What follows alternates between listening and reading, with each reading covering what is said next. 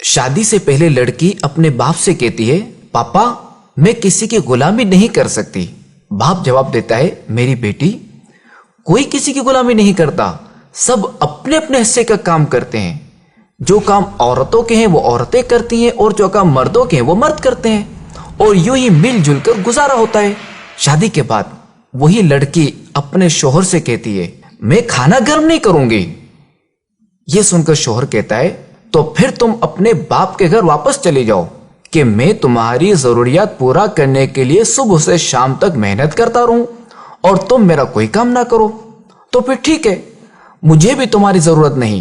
طلاق کے بعد وہ لڑکی اپنے بھائی کے یہاں آ جاتی ہے، لیکن کچھ دنوں بعد بھائی اپنی اسی بہن سے کہتا ہے دیکھو میری بہن، میں اب فیملی والا ہو گیا ہوں، میری بیوی تمہیں اب مزید برداشت نہیں کر سکتی، لہذا تم اپنا کہیں اور بندوبست کر لو۔ اب وہ لڑکی نوکری کی تلاش میں ایک دفتر جاتی ہے۔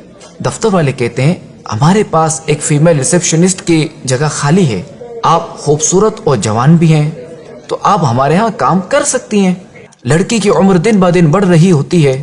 دفتر والے اس سے کہتے ہیں بی بی ہم معذرت خواہیں، آپ کے کام میں اب پہلے جیسی تیزی اور پھرتی نہیں رہی، لہذا اب آپ کہیں اور نوکری ڈھونڈ لیں، ہمیں اب آپ کی ضرورت نہیں رہی۔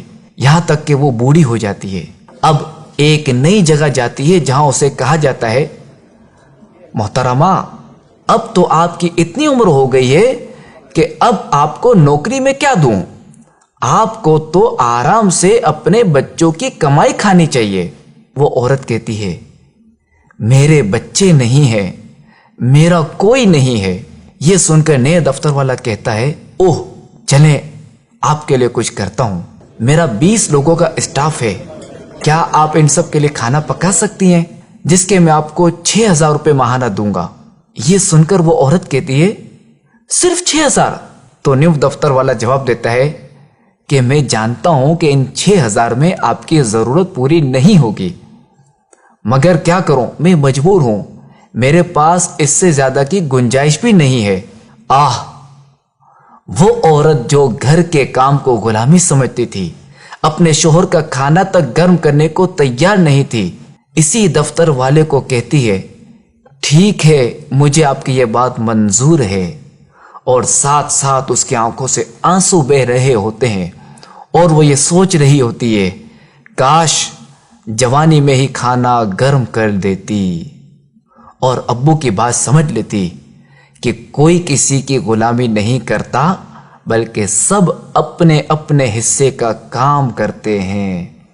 مشہور کہاوت ہے نا کہ میاں بیوی گاڑی کے 2 پہیے کی طرح ہوتے ہیں، اگر ایک پہیہ خراب ہو جائے تو گاڑی کا چلنا ممکن نہیں رہتا۔ تو شادی ایک مضبوط بندھن ہے، مگر اس قدر مضبوط بندھن انتہائی نازک ڈور سے بندھا ہوا ہے، اور یہ ڈور کسی ایک کی کوتاہی، جلد بازی اور بے وقوفی سے ٹوٹ بھی سکتی ہے۔ لہذا اس رشتے کو پروان چڑھانے کے لیے اعتماد، سچائی اور دیانتداری بہت ہی ضروری ہے۔ لہذا ایک دوسرے کا خیال، صبر و تحمل اور قوت برداشت سے ہی اس رشتے کو نبھایا جا سکتا ہے۔